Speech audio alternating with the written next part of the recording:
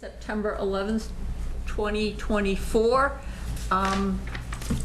The meeting is being broadcast live by Westford Cable Access TV and recorded for playback online. By participating in the meeting, you're consenting to have your likeness and audio captured as part of those recordings. Starting with our 7 p.m. agenda item, it's open. Oh, take a step back. We have Ann Jeffries participating on the phone in this meeting, so all votes will be done via roll call. Okay. And then 7 p.m. agenda item of open forum. Do any members of the commission have something for open forum? Matt? I do. The Board of Health Monday night authorized emergency spraying for mosquitoes around town at the schools and the parks. It's scheduled for tomorrow night. The Stony Brook Conservation Area and East Boston camps was included on that list as it is the most heavily utilized conservation area. Signs will be going up tomorrow, and the spraying, I think, is anticipated for about 7:30 p.m. And so if residents have questions, to check out the Board of Health's news flash update announcement. Do we know what they're spraying? Didn't say. There was an article on Westford Cat, but it didn't say what they were using. I can't hear you, Jim. There was an article on Westford Cat about this process, about the spraying, but it didn't say what chemical they were using. Oh. Yeah, I've seen it. I briefly looked through it again. It was more so, the Director of Public Health kind of stopped over last Thursday or Friday when Westford was elevated to moderate risk, and this was Stony Brook Conservation Area was sprayed in 2019 when the area was last afflicted with cases of mosquito-borne West Nile or Triple E. or Triple E, and so again, in the interest of public health, that was they thought it would be best. Okay. Do any members of the audience have something for open forum? Okay, moving on to our other 7 p.m. agenda item. It's a continuation of the public hearing for Zom Living LLC, 37 Powers Road.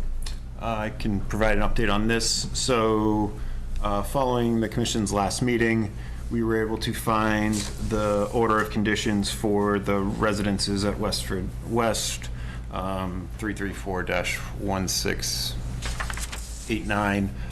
That was where it stated that the drainage channel at the south end of this property, adjacent to the north end of 37 Powers Road, was to be considered an intermittent stream, and as such, subject to the town's would be jurisdictional in the town's wetlands bylaw. Plans and the notice of intent were provided to the applicant and their representative for their review going forward. Additionally, after the commission's last meeting, I solicited quotes for third-party peer review of the wetland delineation. We had one respondent. It was LEC Environmental. They were at the same firm that we had previously used, the most recently used for a wetland delineation. Their anticipated budget came in at $4,900. Haven't heard back from the applicant's representative yet, but I do know that they are looking to move forward, and so if the commission is amenable, I would request a motion be made to establish a 53G account to hold the funds for the peer review. If there are any questions, more than happy to try and answer them. No, I was going to just make the motion. And that was the bi-weekly visits to the site and 1 weekly report? No, so this is for the, to review the ANRAD, the wetland Oh, just the delineation. wetland delineation. Yep, you know, the 3 wetland series, thinking of the, different yeah, projects. the other project. Okay. Got it. And, Just to they- confirm the... yeah, to confirm and provide a report, and attendance at 1. And I, you know, kind of, they, due to, outside of unforeseen inclement weather or, you know, delays in authorization, they felt fairly confident that they'd be able to have the report for the commission's meeting on October 9th, which, you know, again, was kind of, you know, discussed with the applicant's representative at the commission's last meeting. And I have a motion as described by Matt regarding the establishing the account for holding the funds to pay the consultant. Excuse me. So moved. Second. All those in favor? Marilyn? Yes. Noel? Yes. Ann? Yes. Jim? Noel? Yes. And Margaret, yes. Okay, so I need a motion to continue the public hearing since the applicant's not here? Yes, and I would, you know, we can do it 2 weeks and then, you know, just administratively continue it again, just because we haven't kind of confirmed with their, Because they're not here? yeah, they're not here, we don't. Okay. Can I have a motion to continue the public hearing to September 25th? So moved. Second. All those I'm in sorry, favor? yes. Marilyn? Yes, I'm so used to the other. I'm sorry. Noel? Yes. Ann? Yes. Jim? Yes. Noel? Yes. And Margaret, yes. So the public hearing is continued to September 25th. Moving on to our 7:05 PM agenda item, Stony Brook Conservation Area request to place geocache.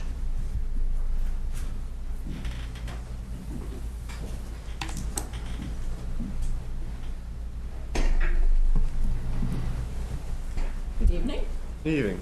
So my name is AJ Sageman. I am the senior patrol leader of Troop 195 Westford, and what we would like to do is we would like to place 4 geocaches on the Stony Brook Conservation Land property. So what a geocache is, it's going to be like a small container that's going to be hidden somewhere in the woods, and geocachers can go and find these geocaches using a GPS device. So these containers would be small boxes. They'd be placed somewhere outside. We would not make any alterations to the land, no digging or construction, just placed somewhere in the landscape, and they would be placed there indefinitely for people to find.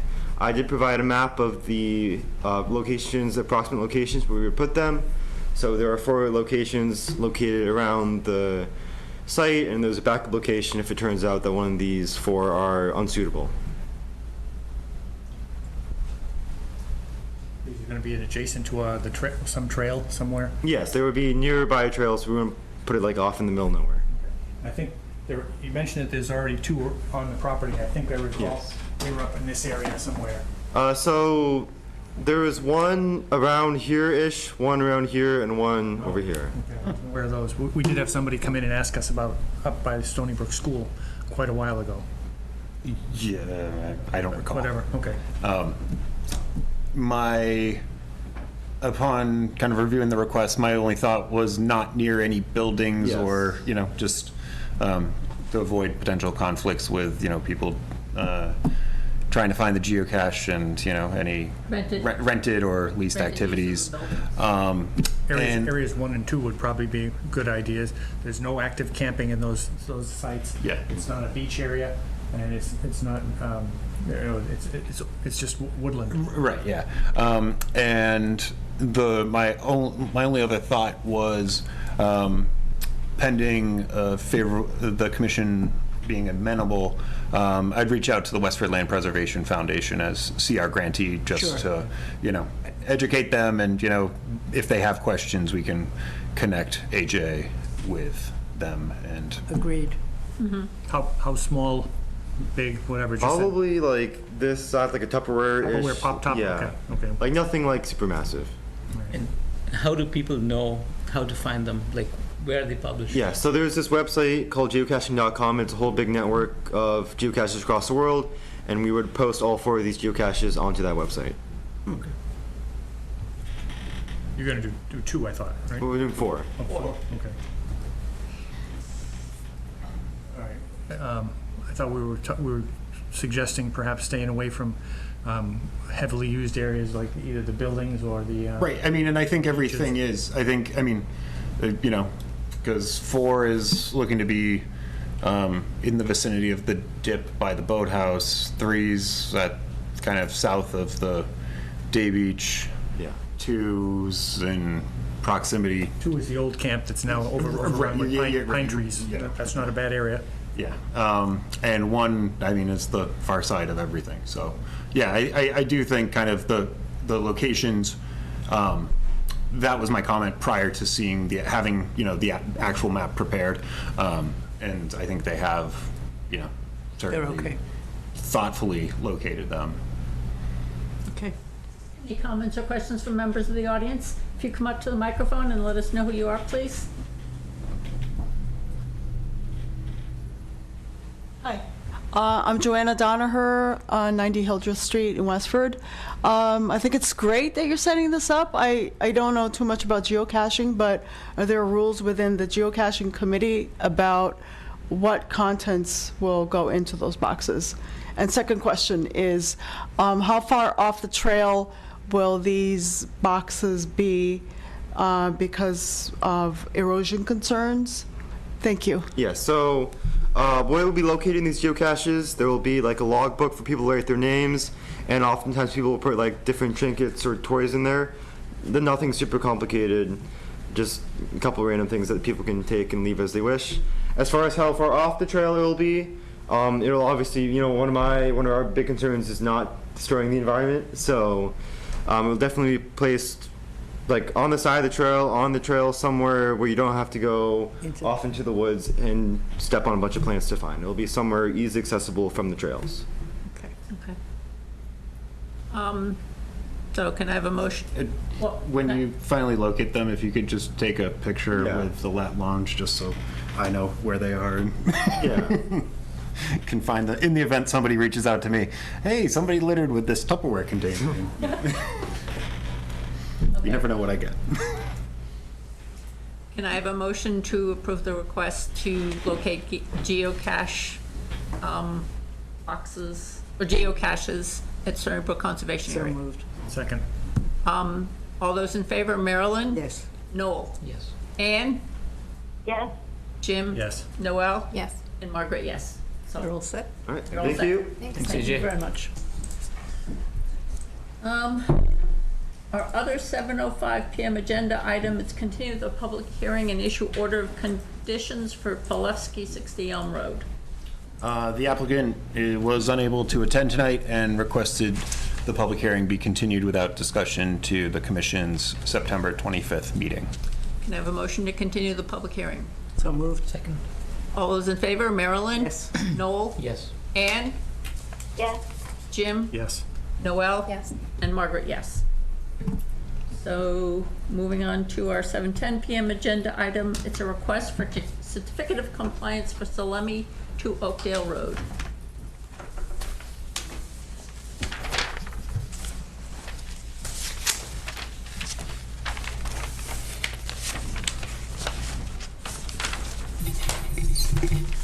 Good evening. Jeff Hannaford representing the applicant at 2 Oakdale Road. The work's been completed. The site is stabilized. I met out there twice with Matt to review the conditions. The first site visit revealed that they had some cleanup work to do. First was, since it was stabilized, we recognized they could remove the erosion control, but there was also some construction debris that needed to be cleaned up. So I notified the owner. They had that work done, and Matt and I went back out yesterday and confirmed that the site's been cleaned up.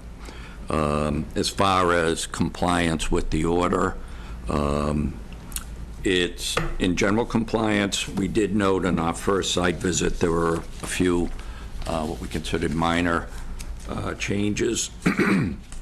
First if you look to just to the, as you're looking at this, the right of the dwelling, the propane tanks, that was something that we didn't know they were going to be adding.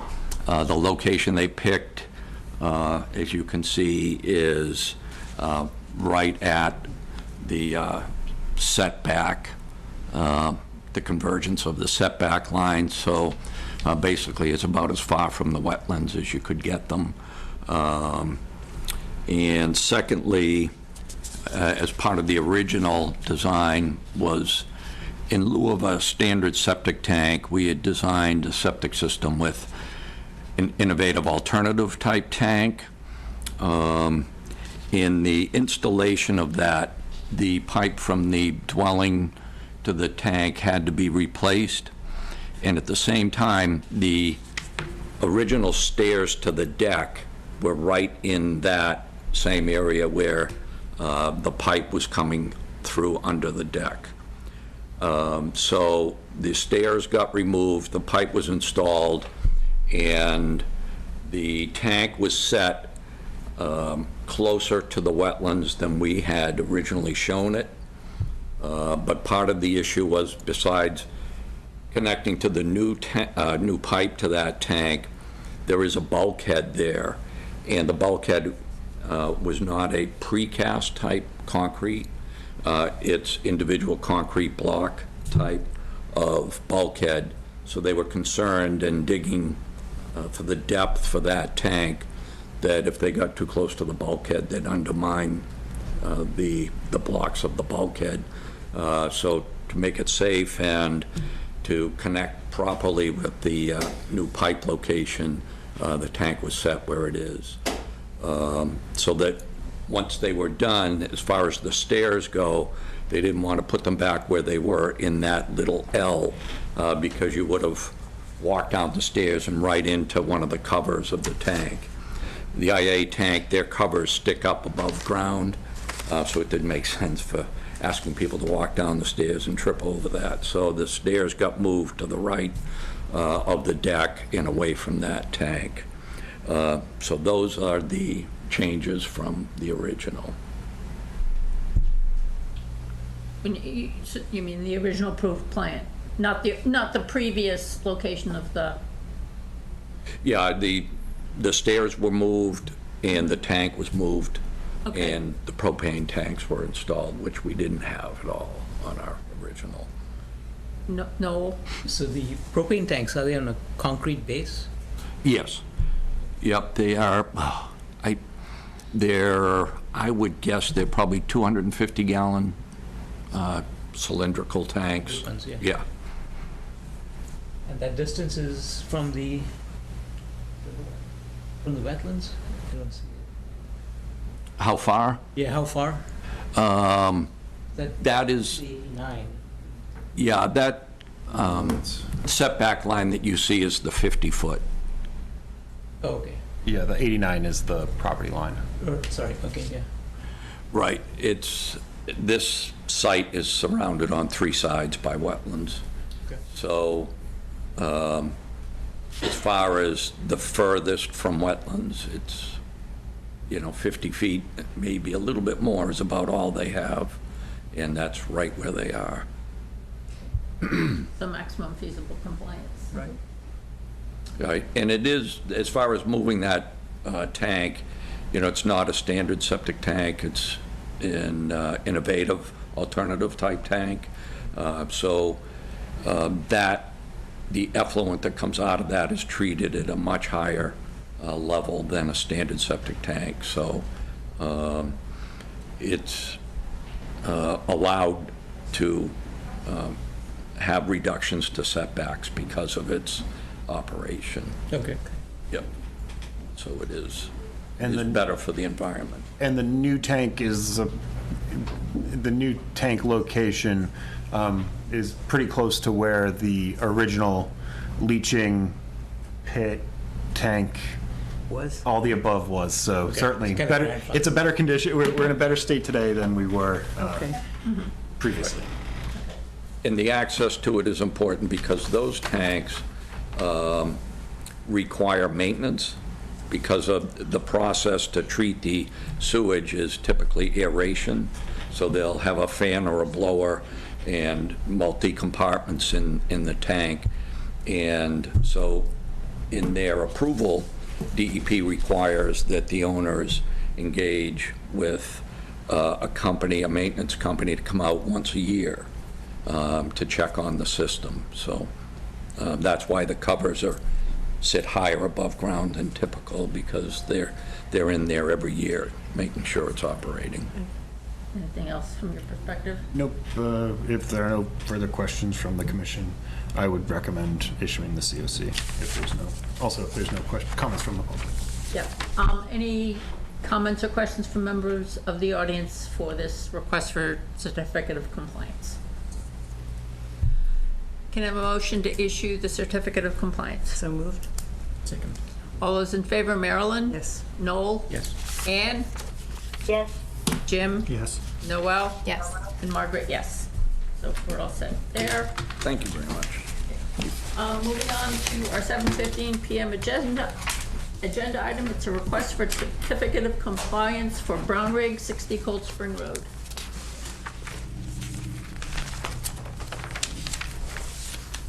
Evening. Okay, my name is Randall Brownrigg, and this is about obtaining a certificate of compliance for a detached garage that was built in 60 Cold Spring Road. The project itself was done in 2019, and the driveway, existing driveway was badly deteriorated, was replaced in 2020. So the entire site has now stabilized quite a bit in the years since. The driveway was a like-for-like replacement. The only difference was that it is extended up to the new garage, and that is as specified in the original plans. And the electrical for the garage was also done as according to the original plans. Drip edges are as originally specified as well. Two issues that were not according to the plans was that if you look at the back of the garage, the foundation and excavation team was concerned that the ground dropped off very aggressively, and so they were worried that the back end of the foundation would be exposed with too steep a grade. So what they did is they used reclaimed stone from the excavation to create a low stone wall. The stone wall was within the siltation barrier, to the inside the garage side of the siltation barrier, in order to keep the slope at the back of the garage more manageable. This is also nice because it keeps a more marked delineation between the returned grass area behind the garage, which was also specified in the original plan to allow the forest to reclaim it. The second issue that didn't quite work out as planned was I had intended to plant some red maples back there. I've tried several times, but I think that corner of the yard is very dark and the maples just don't take. And I think also the deer may be eating them. I've tried multiple times to get them to grow, but as you can see in the pictures here, it's grown over quite vigorously with honeysuckle and some raspberry bushes. And there's even, I'm not sure exactly what kind of tree that is on the right of the picture, but Yeah, it looks like you're getting volunteers. Yes, yeah, we're getting somebody to step in where the maples wouldn't. So those are the only two sort of deviations from the original plan. And Mr. Sandlin was there to verify as well. Yep, the erosion controls were removed. Again, you can see kind of their historical presence, and if there are no questions from the commission or from the public, recommend issuing a certificate of compliance. Any questions from members of the commission? Do any members of the audience have comments or questions for this request for certificate of compliance? Can I have a motion to issue the certificate of compliance? So moved. Second. All those in favor, Marilyn? Yes. Noel? Yes. Anne? Ann, you there? I'm sorry. Yes. Jim? Yes. Noel? Yes. And Margaret, yes. Okay, thank you. All set? Be in touch. Okay, moving on to our 7:20 PM agenda item. It's an appointment with Bobby's Ranch about use of Emmett and the Shelburne Conservation Area.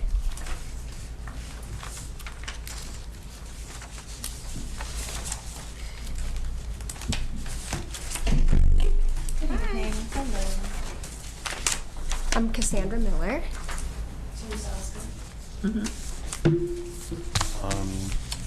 Since the commission last discussed this, I think at their meeting on August 14th, a map of commonly used trails from Bobby's Ranch, and the colors are doing weird things. I guess that's not even doing better. And I've transposed that onto the map of from the town's GIS, detailing properties under the care and custody of the Conservation Commission as shown in green. The black dashed lines were taken from their annotated map. So certainly does show there's kind of a mix of being on property under the care and custody of the commission and also elsewhere, as Vybrook. And I haven't heard back from Mass Audubon when I reached out to them. Additionally, this afternoon, we did receive, photo doesn't come out well, a subsequent email kind of detailing some of the history of Bobby's Ranch using the property. And I did actually, it was surprising to me to learn that this was an old gravel pit pond. And looking back at historical USGS topo maps, it was previously, wetland areas, and about sometime between 1966 and 1987, the pond came into existence. So I was pleasantly surprised by new Westford history. And if you want to kind of touch base more on kind of your guys' use of it, we can. Yeah, it predates us, honestly, by at least 10 years. Well, her 8 years, me 10 years, but I don't remember it being a gravel. Our parents do. They rode the horses across it. I remember being kids and it looking like that, with very little shrubbery. That's the side with the big hill, like behind the picture. East side of it. So, I know that was probably in the, I would say, mid 80s, mid to late 80s, I would say. But, there's probably 20 horses in the lineup there. And that was sort of our point. Like, it's been over 50 years that the horses have utilized the trail. And I'm not trying to say we want to use the pond by any means. It's not what our argument is. I'm just saying, I think if we were going to destroy any land or hurt the water in any way, it would have been done in the last 50 years, considering there was 20 to 30 horses every hour going out every day but Tuesday. Now we get maybe 30 a day at the very most, and that's mostly weekends, so maybe even 60 riders, 70 riders a week at the most, and we don't even go near the pond. What? So, the last thing you said? We don't go near the pond. Oh, all right. We haven't in many years really utilized the pond too much because of all the kids that party out there. Can you point out on the prior map where the areas are that you don't? That's the pen there is actually a laser pointer. If you want to just. So you want to point out the areas we don't use? Yes. Okay. So Kennedy's is this, right? Yes. So we go to. God, I look shaky. So this must be Vinebrook, right? This little tan section, or? This is, yes, yeah, so this is actual, the actual. This is the straight, what we call the straightaway. Okay, so I would say this little path right here. Yeah, sometimes we hook a right. Just to the right of we come the no out, vehicle signs. Yep, we come out through a little wooded section here. Vinebrook's to our left, the housing. And we hook a right and go this way and loop back to this straight path here. Sometimes we go up and there's like a little loop-de-doop over the hill close to the water. Actually, it must be up here. I don't think it's that far, actually. That's Minnie Esker. 06-1. Right here. Is where that turnaround and head back to here. We just, like, it's turning around a train, so we have to go up, do a loop through here, and back down and in. And then down to our area. But we haven't used that regularly. You know, it's flooded so much, I would say, in the past 5 to 10 years, really. So we've avoided it more often than not. It ices over in the winter, so we can't go on it in the winter at all. The past few winters have been so bad. But the main trails that we'd like to be able to keep access to would be the ones closest to us in the 023 section. Glad you can see that. Yeah, I can see close. So, like, we go out, we leave here, we go up. Boy, it's hard to really tell. I think we go through here sometimes. No, the 02-1 is also part of Vinebrook? I think this all is. that's the Vinebrook Trust. Yep. Yeah. Yep, and that abuts the houses that are here, which we don't use anything in there. They've given us property access. We can use it, but they hunt in there, and we don't want to, push on them at all. So we just use the trails that they have allowed us to use the past years. But we go in through there, up a hill into this little section, sometimes loops over to here. Sometimes we go this way and we do a little loop through and come over again. And then there's a deeper one. I think it might be missing a section where it ties over to this. Yeah. There might be a little figure eight in here somewhere where we built a bridge. Years ago, we built a big wooden bridge in there, and then the small little one loops back over to here. And then we come home. Was it the wooden bridge we walked across? We haven't used those bridges in so long. They're rotted. They're terrible. One of them needs to be taken down. It's just it's a Not something you'd hazard. want to put a horse on? No, definitely not. Not even a human. But years ago, as kids, we never knew that was conservation land. None of it's marked. It's never really been marked since we were little. So we were. I don't think her and I were even around when a lot of those trails were made, but we've come back into the picture and used those mostly to avoid the public, to avoid the hazards of the pond, to avoid any kind of irritation of the neighbors, and staying closer to home. A lot of our riders are not experienced, so going further out away from home was always a risk. We like to try to stay as close as we can. And we don't go as far. The speed of the rides is considerably slower than it used to be because people don't know how to ride. We're getting a lot of city people that have never seen an animal before, and they're sitting on, a first time on a horse. So they're not going to be running. They're not going to be moving fast enough. Walking, not trotting. We're walking. Yeah. Yeah. And it sometimes takes us 15 minutes just to leave our barnyard because they can't control their horses. They're just eating, grazing. So it's fun. But what do you guys think? Jim? The biggest risk or the biggest area, I think, where there's complaints is in the direct vicinity of the pond, within like 100 feet or less, Yeah. that sort of thing. Do you guys have any kind of a proposal about what areas you would avoid on a permanent basis? Yep. We can, we can avoid the pond entirely, really, where it banks right. There was a scale up at the top. It was right in here somewhere. Yeah, and this is actually, and that area is pretty well defined with the stone wall as well. It is. It's a big wall. Yeah, there's a fairly established. Yeah. So there's a stone wall along the property line? In very close. Definitely vicinity of, The yeah. whole south side of the pond and banks a little deeper into the woods on the east side of the pond, closer to Neshoba Brook. Okay. You kind of lose track of it if you're on the pond trail.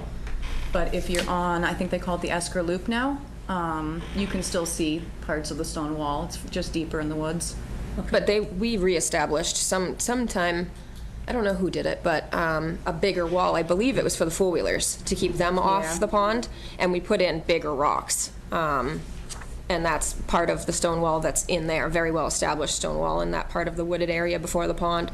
But we can avoid that. We can stay on, this side of the wooded area and stay more on the Vinebrook side. Where is it? So it would be right in here. Okay, and So- that's actually on Vinebrook's property, Yeah, right? yep, and that's what we kind of outlined was what we've been using since, this whole thing proposed. We've avoided the pond entirely, but we used to go a little bit further in and go up sort of closer to the water right in here. This marking of trails really isn't your usage area, right? No, this is what their usage area is now. This is what we've been using. And the go Yeah. forward, this is your current and go forward? Are there Yes. trails in here that you use? No, No. no. Just the Yep, the darker dotted lines, yeah. Yep, so I mean, if we could get access, mainly for like, if her and I want to go out for a ride, which we rarely get to do, but little one here, you know, if she wants to go to what we call cornfield that abuts 225, it's the old, it used to be a cornfield, but it's on the back side, you have to go back here. Off of Texas Off Road? of, yeah, off of back this part of the woods, I believe. Maybe you closer trailer to around to Texas Road, or do you? here. Yeah, you get to Texas Road. Yeah, it takes you out on the, You trailer North the side of the horses around? pond? Oh, no. How do you get there? You ride from, so from here, you go to the back side of the pond. All right, I don't see any trails there. Oh, they're not Well, we- marked on this map, but if you're out there That's a walking, problem. I they're thought, marked I thought this horse was map trails. that was supposed to show us the trails that are being used. Oh, so no. we're not using them. That's why they're not marked. This is hypothetical. Yes, You're talking hypothetically. We would love access to it. If we could Yeah. allow All right, I'm like a once in a confused. blue moon family ride. So you're, so these clearly marked trails here are what you're these are what you're saying would be your business trails? Yes. And then what you're also talking about is personal family trail riding? Yes. Being your family? We had briefly discussed, like, you know, kind of doing like a quick little trail to get to the Autobahn.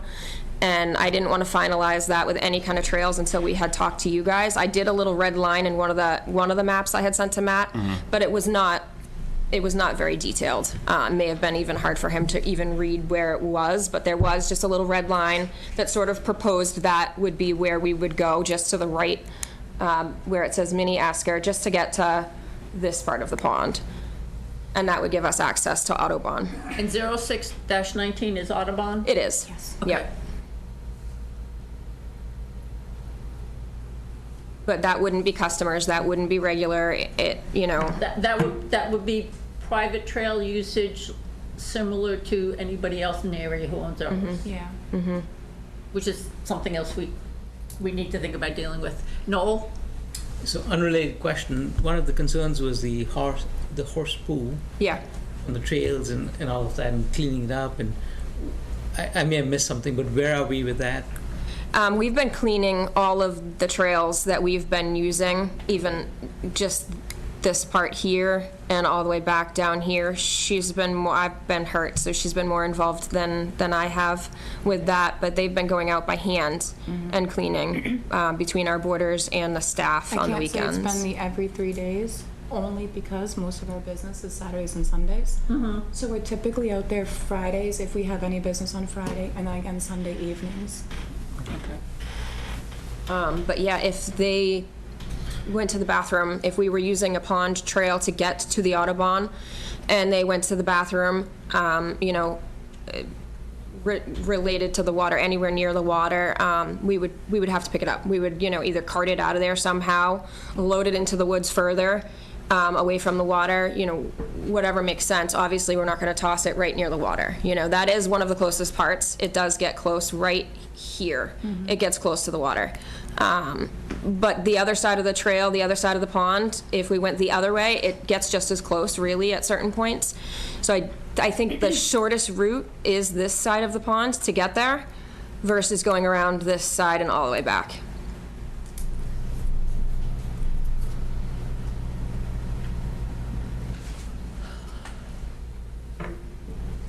So,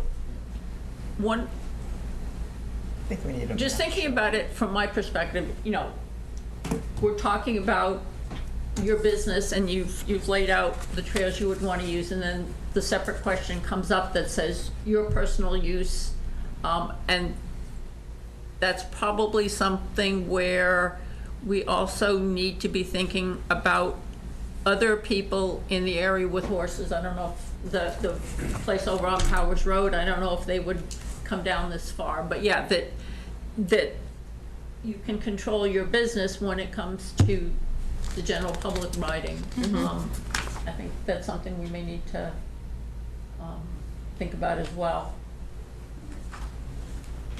I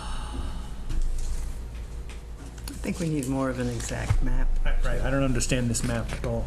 Yeah. I can't tell. Maybe we color code it To or get around to something. the opposite side of the pond. No, so if we're talking about the Bobby's Ranch business horse riding, that, from what, if I understand you correctly, it's only these dark dashed lines is all you would be using for business trail rides? Correct, yep. Well, you also said there was another little loop-de-loop in between. Yeah, so we may need to find a missing trail. There Yeah. is a small trail. How does this thing work? The You just button? push the button. I think we need all of Okay. them. There is I a think small we trail that's not marked here. It goes from here to about here. Okay.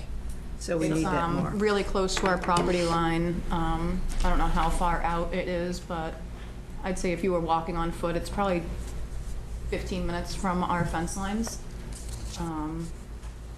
It is a little bit lower. It brings you out to one of the larger bridges that our grandfather built probably 17 years ago. He wasn't home for that. It's been a while, yeah. The bigger one, yeah. Noel? So, in relation to these trails, are they marked? Do you go out with They're the... completely unmarked. Yeah, So they're do you just go what with we the- know. So do you go out with the customers and show them, or how do they know? They follow us. Oh, yeah, no one goes into the woods without So a one of personal us, trail yeah, guide. one of us is with them, and they about just the follow boarders? us on horseback. What On a, if you- well, we're on Otherwise, a the horse. horses wouldn't leave the property. You have people boarding horses there too that go out on Yes, their own? yeah. They generally No. ride with us, I was gonna though. say, most of them follow us on the weekends. Okay, yeah, so I think, Just need a more detailed map. yeah, so I think there may be additional portions of the trail that we need to get included on this map. And there should be a verbal explanation. Very minimal. Writing describing. Yeah, Right, no, Yeah, right, and again, so- you know, again, this was, again, to work on getting the map show, you know, kind of. Right, right, and- Yeah.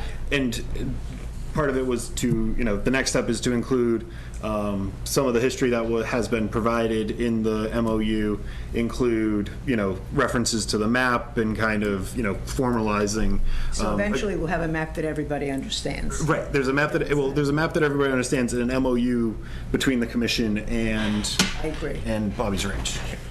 We do, if it's helpful at all, we do have names for every one of the trails.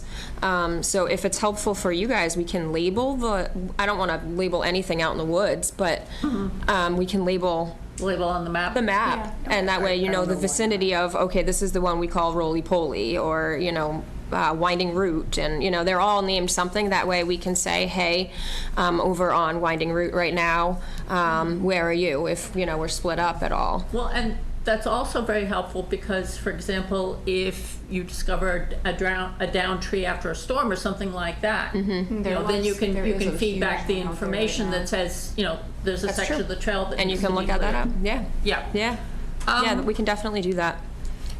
One thing that occurs to me is the MO, and we haven't really talked about this, but that the MOU would be specific for the Bobby's Ranch business as opposed to any trail markings, any designations of trails for no horses, in terms of stuff that would apply to you personally and anybody else who was, you know, riding their own horse from some other establishment or whatever. You know, I think am I reading too much into it?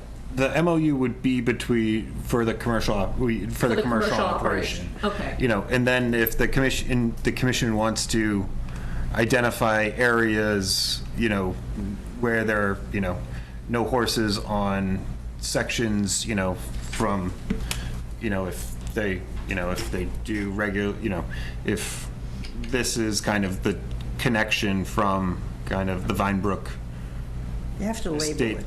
right, to, you know, around the pond up to the Audubon land, you know, do we, you know, have no horses beyond that, you know, turnoff? Well, and that's something, you know, I would recommend the commission discussing after, you know, kind of. So separate from the MOU? Yes, you know, let's kind of finalize and figure out the MOU. So do the business part first, And then, you know, And in then terms of the subsequent. right, you know, kind of the, you know, any prohibitions to the general public, you know, identify them and, you know, find kind of what the signs are and where and how that gets I just want to see communicated. it, you know, for me, it would mean nothing You know, I would need to see names, I'd need to see parameters that I understood, I'd need to see it labeled for other people. So that's something I'd want to have. So- And then having that, we can go forward and both be on the same page. Okay. Okay, yeah. Any more comments or questions from members of the commission? Comments or questions from members of the audience? Don Yaya, 11 North Vincent Drive. So I have been going out regularly and picking up lots of horse manure around the pond, so there are, you When may you not say- be when doing, you say you may not regularly, be doing, are you- not lately. No, Not- ever since Not this since the started, beginning of I haven't August. seen anything. That's right. That's great. That's not us. But Okay. before that, there was a lot. Okay, We know. So, so I think what we need are signs that, because I think your boarders are not just following you, I think they're going off on their own occasionally, and they're the ones who are probably doing this rather than you doing your trail rides. So I think we need to identify which trail along the pond is you want to use, and then put up signs for other sections of the pond to make sure that everybody stays off of that with horses. right. I think what we're doing right now is the MOU is going to be. Yes, I Yeah, understand- so I understand that. That's it's fine. all- Okay, so when And we I get have to no phase problems with 2 that. But one thing, Okay. also, when you're going along the southeast part of the pond, Yeah. close to the water there, then as you get around the pond, there are two trails that go off. One is the Esker Trail, and the other one right next to that is the Audubon Trail that you're talking about. There's a trail closed sign on that, and there's a no horses, please no horses on this trail sign. So Only on the lower part of the hill. the one that's on the low Right, part of the hill, yeah. that's off to the left of the Yeah. of the Esker Trail. Right, the Yes, top of the hill and so before the you're hill. so it sounded like that was the trail you were using. Yep. The But one all before right. the hill. The one before On- the hill, Mini On Esker. this side of it, so the lower. Oh, there. Yeah. Yes, right. Okay, right. There's an Esker Trail that goes right. That brings it up to the so top of the before hill. the hill. Yes, Yep. right. Okay. So you're using that, and then are you going over to Texas Road, and then to the Audubon hayfield there? Yep. Yes. Okay. So and then you're coming back the same way. Yep. Okay. That's fine, actually. I think that's a good route. But as long as we put up signs to keep off of the rest of the Yeah. pond trail. I think that sounds And logical. I'll be perfectly happy with that. And that is our intention, is to put up signs on those trails where we want no horse traffic. And one of the things Matt and I had talked about was you'll be communicating this to your boarders, but we also want to have a separate communication to any other establishments in the area that have people, where people can board horses, or people who have horses that would go out trail riding, is to inform them of rules. these rules as well, so that it's, Right. everybody's getting the same. But then message. also signs. Yeah, but yeah, We signs. heard you on the sign. Right. Signs and, and kind of more than just the signs, a message. Right.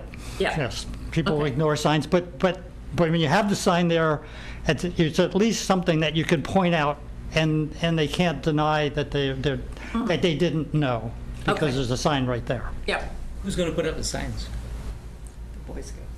Hi, I'm Matt. I work here 40 hours a week. Right. We don't mind helping if it's helpful. Yeah. Yeah. Okay, When so the time so comes. just one more thing. So the one section of the pond trail that you are going over, that doing the horse manure removal all the time. It's gonna have to happen, Yep, yeah, yep, and yep. that, I know you know the trails. There's one that banks a little bit further away from the pond. Yep. We'll stay on that one, but then there's no option really. People were keeping a canoe. I don't know if you saw the gray canoe. It was there for a while. That was There's floating sort around of the a pond. trail Yep, up yep. back there we thought about making, so that brings us probably 50 feet from the water. Yep. But either way, if I don't want to make new trails without letting you guys know there's already a trail there, but it's people trail, it's not horse trail.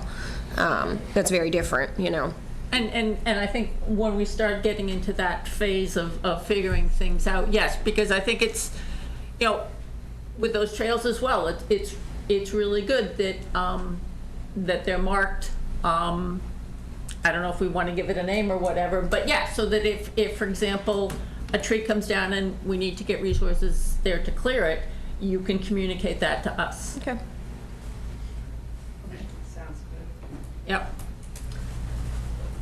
So, any comments, any other comments or questions? Yeah, just one comment, that's all.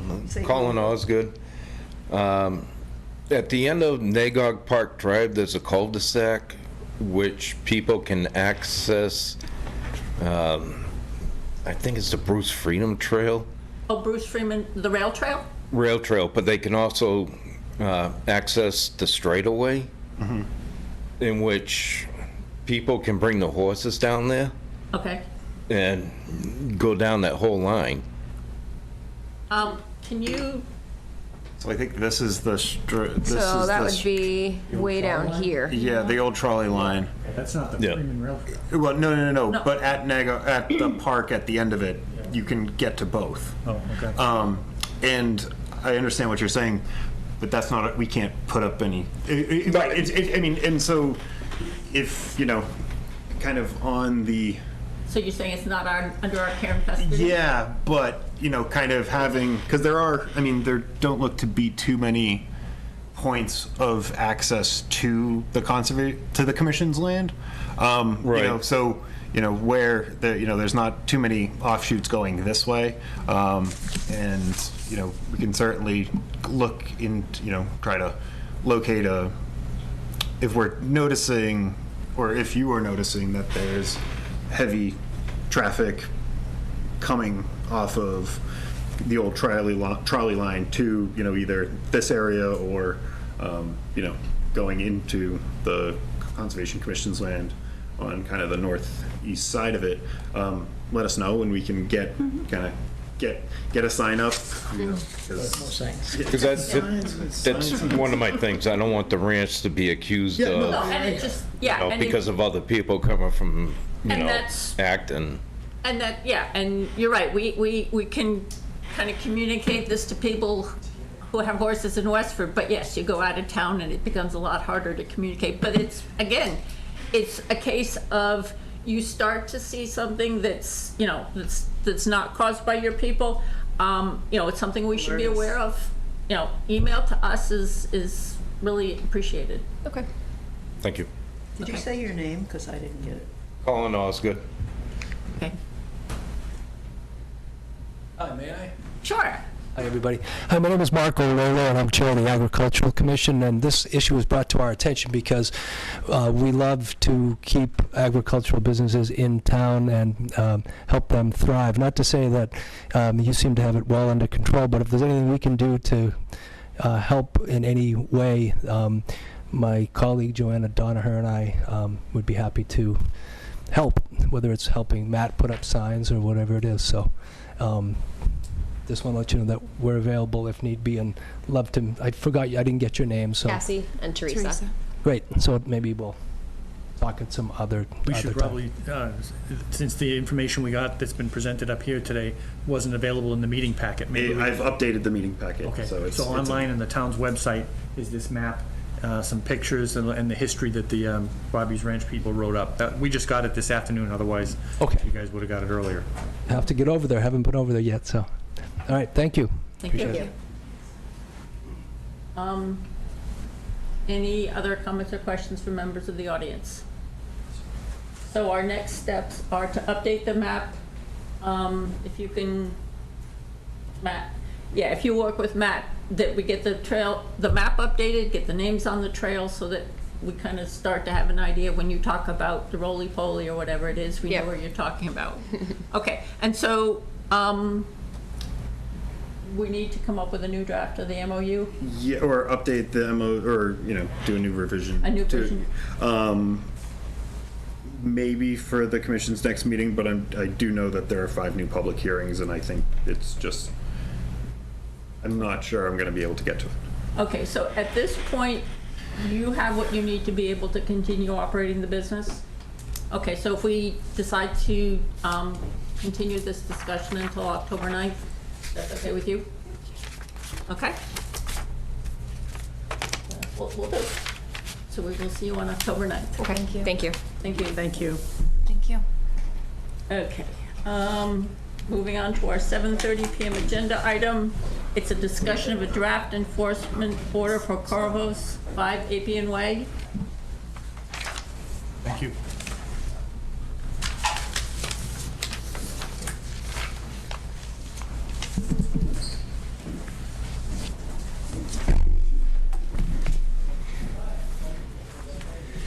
Good evening. I'm Matthew Stengel with Land Tech Consultants. Since the last meeting, Land Tech has submitted to the commission a revised plan, a revised as-built plan. On that plan, we included a area of proposed buffer restoration. Don't look at it. The buffer restoration area here on the along the shoreline where there were some trees that were removed. In the buffer restoration, we're proposing to plant 6 7 to 8 foot hemlock trees, 6 5-gallon blueberry bushes, I believe removing a satellite dish that's in that area, and then also constructing a fence along the limits of the restoration area. I think that was the. Yes, yeah, you're doing a great job stepping in for Matt, who okay, yeah, can't be here. I tried to get up to speed, yes, but and here I should give you a copy of the draft enforcement order. Okay, thank you. And there too. And I'm pretty sure we're looking to have the enforcement order issued so that we can get started on the on getting the planting and restoration started. And so, don't know what if kind of my thoughts. The hemlocks, I know that hemlocks, they're larger than standard nursery stock. I don't know if hemlocks being located underneath kind of the existing canopy of the maples and the oaks That's a good idea. would be the best. I think the blueberry bushes, I think would, certainly be, you could certainly start to cluster them. I also, if there are other native deciduous trees that could be located further into the lawn area where some of the previously existing were, that was kind of my, if I could go back. You mean replace the removed trees in location? Yes, and I'm going to pull up the original order of conditions plan from '02.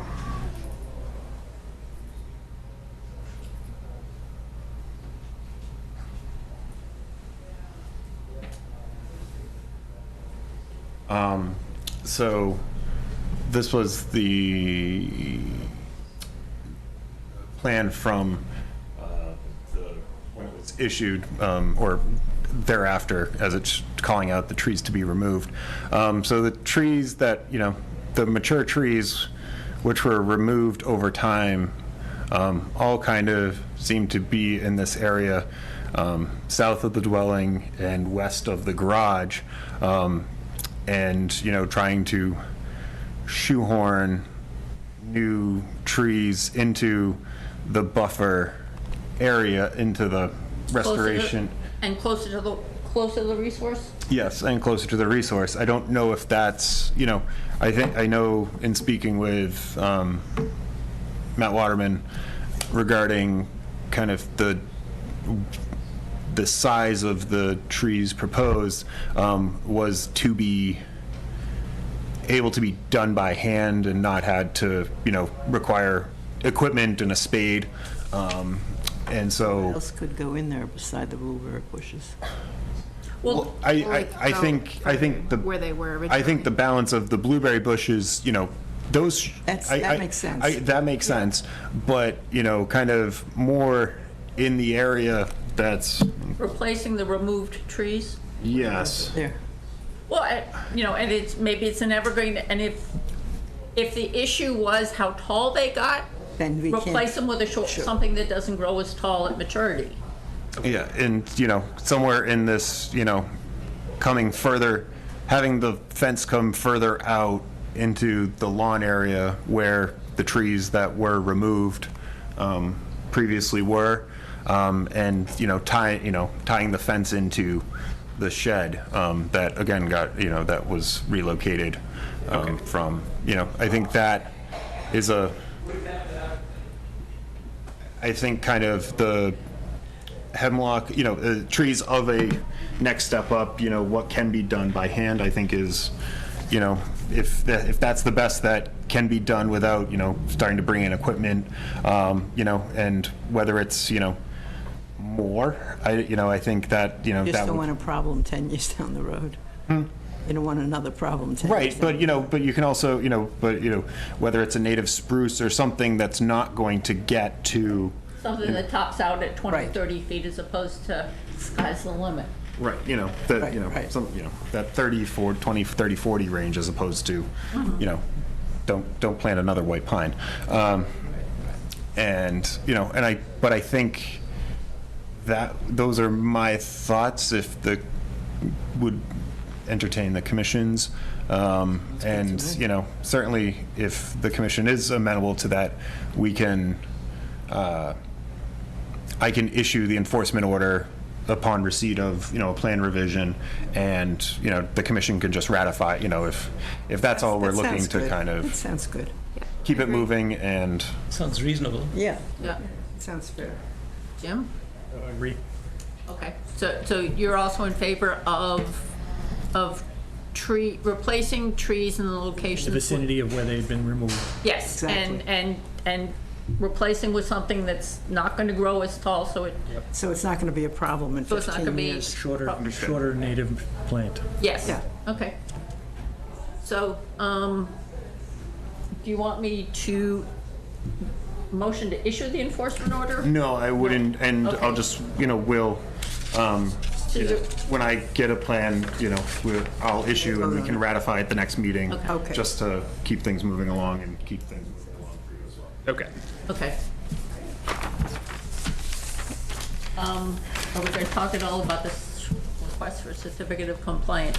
I just had those on the agenda as a placeholder, so we didn't forget about them until, it finally gets to compliance. Yeah, I figured we weren't dealing with that until. Okay. Until you get the other, Yeah. but it's waiting. Okay, so then moving on to our 7:40 PM agenda item, it's a request for certificate of compliance with Ryan Development LLC 5 Liberty Way. 5, 3, and 7 Liberty Way. Okay. Oh, AKA, also known as 3 and 7. Okay, gotcha. Okay, again, Matthew Stengel with Land Tech Consultants. So there were two orders of conditions for, even though everything is called 5 Liberty Way, the building has the mailing address of 7 Liberty Way. The first order of conditions that was issued, I believe no work was done under that order, and then there was a second, I'm assuming a different site plan developed. That order of conditions was for the construction of a 34,000 square foot building, parking lot, associated site work. Portions of that work was within wetland buffers and riverfront area. Work has mostly been completed, as was shown on the approved plans. In 2007, Land Tech did request a certificate of compliance for the order of conditions. There were issues noted by the conservation agent at the time, noting that there were incorrect plantings in a riverfront restoration area. I believe the plan called for native plantings, and I believe they noted that a couple of the trees were not the correct species. Since then, nothing has been done in this area. The area has not been maintained, has been allowed to naturalize, and it's our opinion that the area is functioning as was intended for the restoration area. Would you want me to talk about 3 Liberty Way, or do you want to like discuss this issue first? I'd probably best to just do one at a time. Okay, okay. So, I met on site with Land Tech. I did actually find, I think, one of the spruces that, while not native, has been continuing to grow, and it's this tree, or it's kind of behind this tree shown in the photograph that is probably close to 30 feet tall now. It's it's established. Additionally, the mitigation restoration area is mostly goldenrod. There's a couple milkweed plants. It's kind of similarly to 60 Cold Spring Road before. It wasn't what we had intended for it to be renaturalized as, but it has since renaturalized, and while certainly it's created kind of its own little meadow habitat behind this building within the riverfront. I think if we required any plantings to be installed, ultimately we're going to be disturbing more of the native vegetation to plant something that may actually be outcompeted by the native kind of and the ground natives cover. would eventually take over anyway. Right. So I know Land Tech kind of mentions replanting. They did, as a deviation that, these plantings didn't occur. But I don't know if it's actually, if it will actually, if we will actually be doing more damage than the benefit to have it planted. So the plantings were actually just to get the renaturalization started, and Seems pretty good. it happened by itself. Yeah. So accidentally, they get a certificate of compliance. Well, they got to compliance. Yeah, they got to compliance. It's renaturalized, it's not maintained lawn. Nature found a way. Okay. Don't sweat the small stuff. Okay, so the last order of conditions that was issued was for the building, the address of 3 Liberty Way. That order of conditions was for the construction of an addition onto one of the existing buildings, and a new detached building. Again, parking areas and site work. Portions of that work was within wetland buffers and riverfront area. Again, the work was mostly completed as was proposed on the approved plans, with the exception being that at a detention basin behind the detached building, there were 4 white pines that were proposed. And I believe I saw that they were shown on our as-built plan as being installed when we drafted our as-built plan in 2015. Those trees, as I wasn't at the site walk, I haven't been out there. As far as I know, those trees are not there. They don't exist. They don't exist. I found correspondence from Carol back in 2017. Also didn't exist. So were they never planted? I don't think they were planted. Okay, So, I'm sorry. They were shown on our as-built, so that's what I had to go off of. The applicant is willing to plant these trees. And my thought, so they did provide a photo of the drainage basin. Again, the as-built plan, the plan of record and the as-built plan called it a stilling basin. And typically with a stilling basin, you're going in and removing any, it's as a component of the stormwater management system, that's where any washed sands and silts get trapped before it then, the water either infiltrates or is overflows to the wetland resource.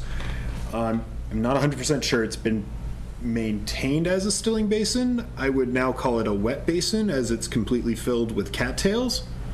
So once again, I don't know, requiring them to comply to the T of what was So they mow around it, but they don't mow in it? Yeah, they don't mow in it.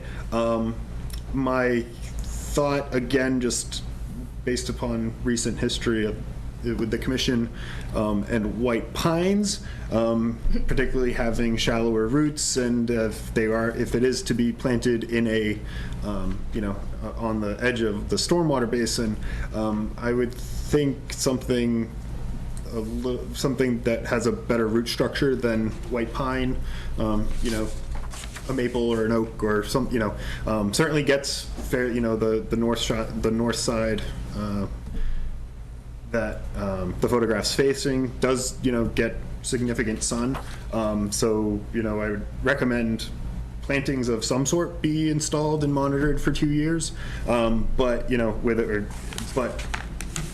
Well, is that what basin, over time, is woody vegetation going to seed and grow in that, along the edges of the wet basin? it's being mowed to the, it's. No, yeah, but I mean, inside it's got great cattails now. I'd be surprised if it did, if it's supporting cattails. That means that the soils are wet Really enough. wet. Okay. For. So you might get a swamp maple? Yeah, but that may be the extent of it. Kind of one other thought I had, just in terms of, again, kind of maintenance of this new, or kind of a altered stormwater feature, would be to just kind of clear out and create a small, right at the flared end. Mm-hmm. Clear out the accumulated sand and riprap there, and just create a little stilling basin just at the flared end, okay, as opposed to, As opposed to the whole thing? As opposed to the whole thing, so we're not, so any sediments getting transported there do get, we're now it's managed in an 8x8 area as opposed to a whole thing, 40x40. But, I certainly, overall the site, outside of that looked good. There were requirements of the order of conditions, a special condition of the order of conditions that required no snow plowing signs to be installed along various portions of the edge of pavement within the wetland buffer. Those were observed. They were there? Yes. So, again, with, I think this could be done with a, please go, install the plantings here, and. So are you suggesting that what you would do would be draft? I think we can just ask that. They seem to be willing to comply with. I was thinking more in terms of putting it in black and white. I'll send an email. Yeah. I'll send an email and kind of outlining the plant for deciduous trees. What not to plant? Yep. No white pines. And go from there. And again, I know the property owners are motivated to get this certificate of compliance issued and move on. So we would want to defer. Yeah, I wouldn't recommend issuing the certificate of compliance at this time. That was a negative, and there was a not in there? Yes, I will not recommend. Thank you. Okay. Makes sense. So you're all set? Yes, I believe so. Okay. Thank you. Thank you. Thank you. Moving on to our 7:45 p.m. agenda item, we have an appointment with C. Hogue, a request to archery hunt. Isn't it? It's just not my thing. A regular request of the commission to archery hunt on the commission's parcel bound by Tingsboro Road and Forest Road. Previous year's maps were included in the commission's meeting packet. His email request. He also attached the town rules that the selectmen have imposed. Oh, you attached, okay. But yeah. But he's gone to the same property. It's adjacent to where he lives, and it's outside the 500-foot buffer from all the houses around. Yep, he's got all the distances measured on there. To the houses, to the trails. The location, though, is different. See, if you look at the 045099, that's not mentioned anywhere. Yeah. Oh, that one's on me. I think Okay, because the parcels and permits section, and if you keep going down, doesn't have the zero. Because those are select board properties, not ours. So those are not ours. All the Okay. rules and regulations that are written up there are something that the selectmen have voted for on, I think it's 5 or 6 parcels. Yeah. It's like 6 parcels scattered all over town. Some of them are tiny, some of them are pretty big. They support anywhere from 1 to 10 hunters. But that's just basically background information. And we're piggybacking their rules and kind of their policies, because, hunter conduct, so that there's no, the select board has one set of rules and the Conservation Commission has. This gentleman's been before us every year for the last 4 or 5 years, I would guess. At least. A couple of years he hasn't done. Can you send me Okay, those, he has. just so I'll have to Pretty much every year. these rules? Something like he was for. Because I'm the only no vote. He's been doing it every year. Yeah, he did mention that stuff kept him from hunting as much as he'd intended last year. But yeah, as to Jim's point, it's been 4 or 5 years. Assuming it's deer, right? Yeah, Yes. And it's only Yep. archery. It's only archery. It's only archery. Roughly the middle of October till the end of the year. They start early then. That's, archery's one of the earliest season, I think, yeah. Yeah, they get first crack. That's right. The others are November, right? Thanksgiving. Shotgun and muzzleloader in December, end of November into the middle of me. December. I feed them. Well, if you're gonna eat it, I'm okay with it. Okay, any comments or questions from members of the audience? Okay. Can I have a motion to approve the request to archery hunt on parcel 04500990000 For the 2024. for the 2024 hunting season, for Christian Hoag, Archery only. archery only. So moved. Second. All those in favor? Marilyn? No. Noel? Yes. Anne? Yes. Jim? Yes. Noel? Yes. And Margaret, yes. Okay. So you'll let him know? Yes. Moving on to our 7:50 agenda item, order of conditions, minor modification request from Medan? Vic Fletcher? Yes, but I am Aiden Schlauben with Stanton McNary. I'm the representative for the project. I have to have a poster board, but I probably don't really need it, but if it's needed, I'll crack it out. So there's an existing order of conditions here for this project. As you may remember, 6 Fletcher Court. Basically, he's planned on replacing much of his patio.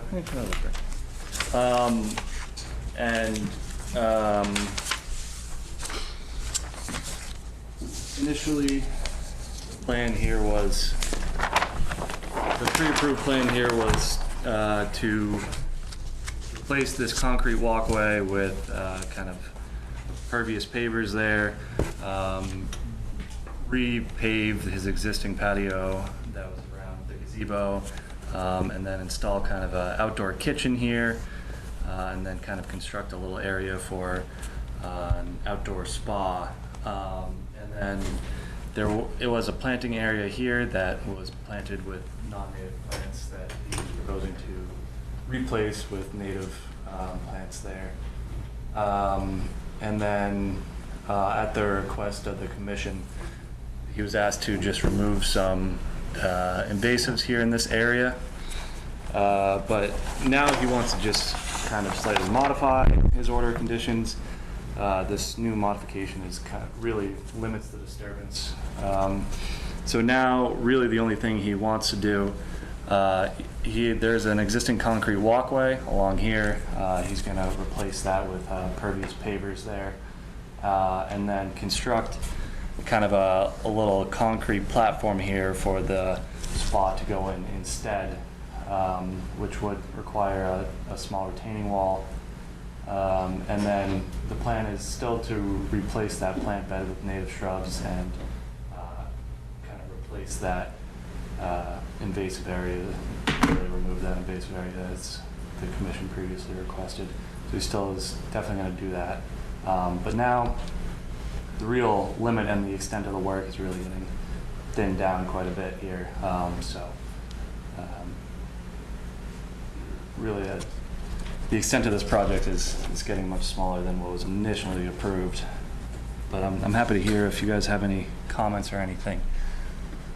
When you say, so, is this plan here the? This is the new one, yeah. This is the new one, okay, Yeah. so, can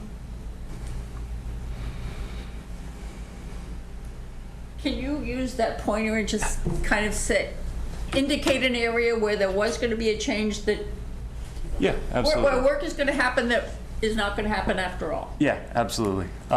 So there's this gazebo here, and there's a patio area around it. This initially was proposed to get torn up and then replaced with a new one, and that's no longer going to happen.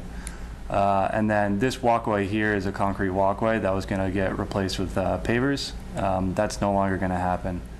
And then this patio area here was going to be kind of expanded a little bit to just be able to construct the spa. But now it got increased a little bit for this concrete pad to just be right here rather than kind of laid into the existing patio there. Comes into the 30 a Yeah, little I'm confused about that. Could you go over that section again? Yeah, so previously the plan, it had the proposed spa as kind of being right in this area here. But now the proposed spa is going to be placed on this new concrete kind of pad here. 4 foot plus retaining wall. Yeah, I apologize. I clarified with that. It's actually going to be no greater than 2 feet. The contractor told me it's going to be anywhere from like 18 to 24 inches. So it's less than 4 feet. So it's not going to require any sort of Design information. Yeah, design information. It's just a small wall, and it's going to be not very disruptive there. There's a new wall, but that note it's going to be proposed less than 4 feet. 2 feet or 3 feet, whatever. Yeah, yeah. What's the closest point to of the concrete slab to the water? You know, I'm not sure. I think it's 30. 30-foot marker. Yeah, It's- it's just about 30. What is that extra little bit on the bottom? I wonder if that's the retaining wall. Yeah, that's kind of the wall. That double piece that's the retaining wall that's So going to it's be right at the surrounding 30. it. Yeah. So in the original filing, I seem to recall that there was a mention that the amount of impervious surface was not going to increase.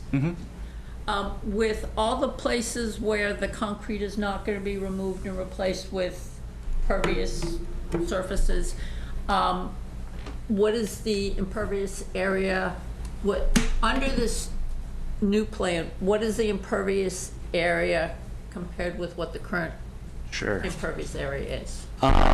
So the total square footage of that concrete pad that they want to put in for the spa, it's about 133 square feet. Yeah, but So you want the total. what I'm having right. is because some of so when the concrete patio the concrete around the gazebo was going to be removed, was that going to be replaced with a pervious surface? No. But the concrete walkway was. down to the dock was going to be, so Yes. what I'm trying to get to is, under this new plan with the concrete being left in place, are we now looking at a site-wide increase in impervious surface? No. No. So It's got to be. previously,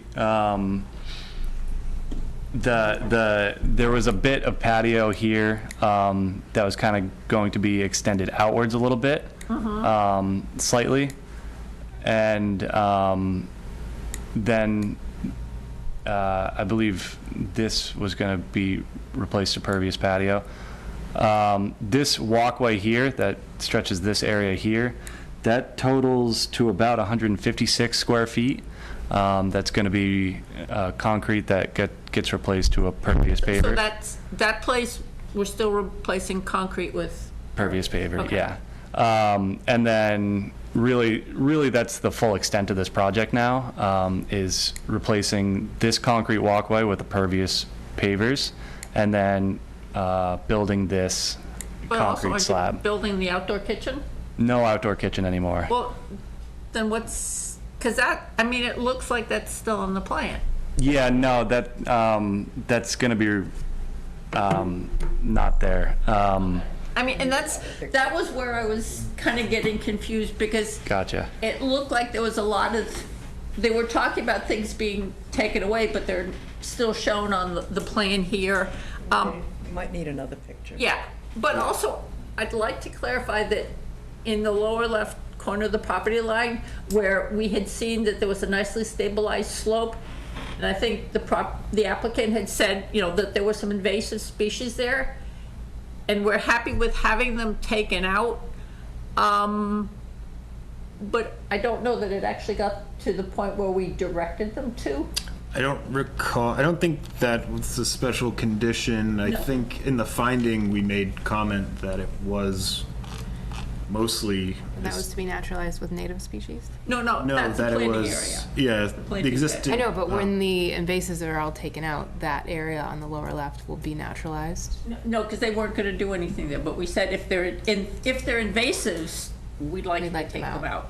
But they weren't proposing it, and I don't remember going as far as directing them to do it. Yeah, finds that the existing slope between the gazebo and lake is sufficiently vegetated. Again, and I don't recall if there was, and I don't think there's a special condition, requiring invasives to be removed. I think it was kind of, I think it's the same plan, again, as you showed. Yeah. It's the same plan note of, it talks about. Mine says area of invasives to be. Yeah, that's the new plan, but the old plan didn't. The old plan did not talk about removing invasives there. I think it was it was a comment in the conversation that said, if there are invasives and you would want to take them out, and I think, I can't speak for others of the commission, but I would want to see them hand removed and not, I'm assuming that entire slope is not invasives. Yeah. So I would want to remove the invasives and leave the other established vegetation. Yeah, it's definitely purely invasive removal. We wouldn't, clear that whole entire section of land. We would take out what's there that's invasive, and obviously hand pull. We wouldn't clear cut that slope and then try to bring it back. We would remove the invasive that's there and allow the native vegetation to kind of Want me to rewrite this? take its place. Yeah, No, that's okay. yeah, It's fine. in my head, obviously it's been a little bit since this. In my head, I thought it was just kind of, you guys wanted to see a little more of a push. It's not that you're not doing a good job. I know. We need to see it. I know. I'm trying to. It's been a while. I'm trying to remember with you guys. We'll help you. How I remembered it is, you guys just kind of wanted to see a little more tipping the scale for a net positive. So just to remove some of the invasives there, and we were more than happy to do that. But it's also, the problem with invasives is you deal with them now, 5 years from now, they'll be starting to come back. So it's Sure. it's an awareness. is letting the homeowner know that, that we're happy to see invasives being hand removed. I don't know that we necessarily need them to come and, how we manage or approve that when it's right next to the resource area. I don't know that we ever discussed that part of it, but it's just, it's something we like to see, Yeah. but wouldn't want to, I'm sorry, I'm trying to look at the plan. Yeah, area of invasives to be replaced with natives. I guess what got to me was when it said replace with natives. My thought would be just remove the invasives and let the natives take over. Sure. In terms of not asking them to replace something, just removing the invasives and the natives fill in. Sure. Okay. Rather than, having to come up with what are the natives to plant. Yep. Okay, so where are we? I know if with a couple of tweaks and kind of corrections on the plan, just so the plan is, the final plan is what I have in the file is, does. What we'll see on the as-built? Well, it has, the correct, retaining wall height and, if we're gonna touch that, just say area of, invasives in area to be removed by hand or so, something just so that it's documented and, it's, but again, I thought this was. Calculations for permeable and impermeable. Yeah, or, or just a, plan note for that, just so we can say, this was, because actually I think that was something, that was consideration of the commission's originally. But if, kind of conditionally approving a minor modification, I'd be, upon receipt of a revised plan. Again, I think everything's there. You have a question? Yeah, when is construction going to happen? I think it was kind of just him getting estimates and finding a contractor and then just kind of figuring out what the full scope would actually make sense. So I think he does have a contractor, so I believe as soon as they get the permit, they want it to start as soon as possible. We have Or the modification, sorry. October, November. But also from December 1st through April 1st, there's restrictions. Work in the buffer zone is prohibited. Gotcha. So- Gotcha.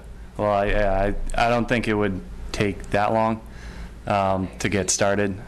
He already has a contractor. But I think in terms he's. of getting the site to a point where it was stable for the winter. Yeah, I think it kind of replacing that walkway and then just pouring the concrete. I can't imagine it takes.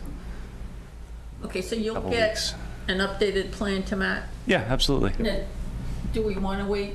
If the commission, I'm comfortable, I, have the punch list of the three things, the couple things would be looking for in a revised plan, but if the commission wants to conditionally approve the minor modification, so we don't have to have another, I wouldn't make it go any longer. Can I have a motion to approve the minor modification request upon receipt of an updated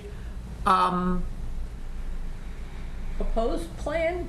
Whatever. What's it called? Plan of record. Yeah. An updated plan of record Do you guys documenting. Comments from the audience? Oh, yeah. Are there any comments? Not for me. Okay. Can I have a motion to approve the minor modification request on receipt of an updated plan of record reflecting all of the changes that have been discussed tonight? Specifically, the permeable versus impermeable, the height of the retaining wall, the naturalization area, or The removal of invasives. invasives area, whatever you want to call it. Yep. Yep. Okay. Is that everything? Yep. Can I have a second? Moved. Second. Okay.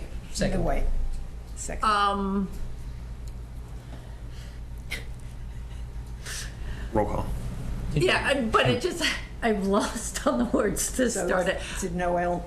Yeah, I have a motion, I have a second, and I'm drawing a blank on the words that says, yeah, all those in favor, Marilyn? Yes. Noel? Yes. Ann? Yes. Jim? Yes. Noel? And Margaret, yes. I'm drawing a blank of the words I used to start asking for your votes. So Towards the end of the night. Okay. Moving on to our 7:55 PM agenda item, discussion of certificate of compliance as-built materials for Curly 12 South Chelmsford Road. Thank you for being here. Absolutely. Thank you Nice to meet you. The property is looking to be sold and clearing up an outstanding order of conditions. One of the special conditions of the order requires, if deviations occur, to show it on an as-built. Additionally, of the WPA Form 8A requesting the certificate of compliance, one of the boxes is asked if plans were prepared by a professional engineer, land surveyor, landscape architect of the sorts, and if so, to show them. Mr. Curley has provided plans that are better than some of the as-built plans that we usually get, and while still awaiting the bits and pieces, and I did get this today, wanted to ask the commission if the plan as shown would be, if the commission would find it to be sufficient to issue the order of, Certificate of compliance. Yeah, to issue a certificate of compliance. I have not been, again, upon receiving this today, have not had a chance to perform the site inspection, and I appreciate Mr. Curley sticking around to the last item. So if there are any questions, he can, I don't have to try and answer them, but also if upon my site inspection, he may not have to come back next week to, so. I'm okay with that. So 2 things were not constructed. Three technically, Okay. yeah. Was the third? The garage, Hatched. the garage was not Oh, I improved. see it, I see it. Neither the garage nor the pipe change were actually approved, but the addition on the right-hand side of the house here up on the screen was part of the approval, but was never built. And I don't know if you had this in your file map, but the original plan was not an engineered plan. We actually, with Bill Turner at the time, were able to get a copy of, I think, Neshoba Tech realized this, I guess, a few years later, had surveyed their property, likely in advance of the football field construction. We were able to get a hold of that plan, which tied a little yellow ribbons around the edges of the wetland on our property. They wandered onto our property and defined the edge of the wetland. So we were able to use their plan, use a plot plan, locate our house on it, using common property lines, and create a plan. So the original approved plan was not an engineered plan. I think it's noted in the... Yeah, in the order, it's not stamped nor signed, which, again, I was surprised because this, like I said, looks... It's sitting on top of an engineered plan. It's just that it was Neshoba Tech's plan that I don't recall whether we got it directly from them or whether Bill had a copy of it. Both things were going on around the same time. So if you're saying that of those 3 things that were not constructed, 2 of them were also not approved? That's right.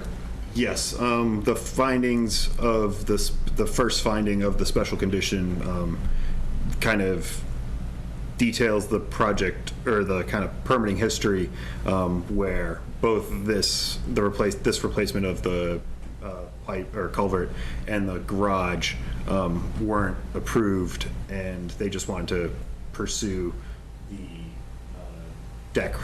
The deck? Yeah, The family room, right, there's the a family room addition and a deck the deck. built in the yard. The only, in terms of the paper trail going forward, the only thing that's hitting in my mind is if we use different hatching to show what was approved but not constructed and what was not approved and not constructed. Okay. Just in terms of clarity, so somebody doesn't come back and say, oh, well, it wasn't built, but at some point in the past, something had been approved. We kind of, one of the, I don't know if they are the potential buyers, or one of the potential buyers did stop in and they were inquiring about putting on a garage, and I was like, oh, it was shown on the plan, and I'm like, okay. But that was before we kind of started down this route. So that would be the only thing that I would want to see, is some way identifying approved but not Not constructed, constructed. and not Happy to do approved that. and not constructed, just so that there's no ambiguity. That's a good idea. Understood. Yeah, that would be my only, I don't know if anybody else has, okay.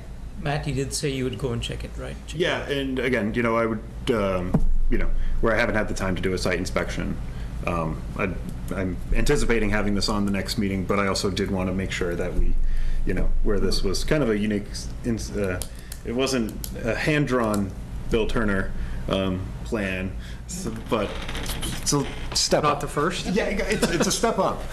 So just wanted to get the commission's input before kind of waiting down, or if, a surveyor would need to be engaged, but so we can. Yeah, I think if, from my perspective, if we just make that. Differentiate between the two? Yeah, I wouldn't necessarily want to, Certainly can do that. yeah, I don't, I'm fine. yeah. Thank you. Okay, thank you. Mentioned you did. Oh, thank you. I can give you hard copies of this. I think I dropped a hard copy of the application. Oh, let me and see a it. checklist Yeah, here. okay. Yeah. I'll check with her. She was up today. And that's so. a hard copy of what I Yep, finally thank you. got to you by email today. Thank you. Thank you. Good night. Good night, all. Thank you for waiting. And the other one is to continue the public hearing for Holland 90 Main Street. The applicant's representative, upon checking, requested a continuance without discussion to the commission's September 25th meeting. Can I have a motion to continue the public hearing to September 25th? So moved. Second. All those in favor? Marilyn? Yes? Noel? Ann? Yes. Jim? Yes. Noel? Yes. And Margaret, yes. Okay. You left. Yeah, that was him. Oh, okay. I'm sorry. No, it's just us. Us and Ann. Noelle, while she was out at Grassy Pond, sent me an email about the picnic table on the west side of the pond had collapsed, or had somebody. Looks like. Yeah, sorry, Yeah. I said bench. That was confusing. And then you were like, there's two of them. I'm like, there's only one picnic table out here. That I was all confused. Did you find the second picnic table? Is there one? GIS right by the- shows two tables. It's right by the parking lot. It's right behind the kiosk, and there's all 18-inch tall shrubs. Yeah, and so that's on another list. Yeah, no, that's what I'm asking. But this has collapsed. I started looking into the company that manufactured the bench down by the pond that was donated and installed 2-3 years ago, and they certainly have recycled plastic picnic tables, and kind of in discussions with my colleagues around town hall, I was reminded that with the library being renovated, they have some surplus picnic tables. I haven't received photos of them yet, but I thought I should pursue nice. that before having to expend funds and repurposing them and. To Ellen, because she's very responsive. We've been in touch, but Responsive. that was an idea. There's also a surplus hexagonal plastic table as kind of outside of town hall in the center courtyard that was purchased, acquired, and was put there, but not really located there. It's kind of just being stored outside in the courtyard between. That was another option of, so there are several choices. Non-funding, some options that don't require me to expend any funds, and I want to pursue those, and we'll certainly follow back with the commission as those occur. Have a brief update regarding the long sought for pond fireworks. I emailed with the Summer Village property manager 10 days ago, before she went away for the Labor Day holiday. I have not received a response, but she wanted to, I requested MSDS sheets or material sheets or product information for the fireworks that were shot off, so that we can have an idea as to what if we are to do water testing, what are we looking for? I'll follow up to.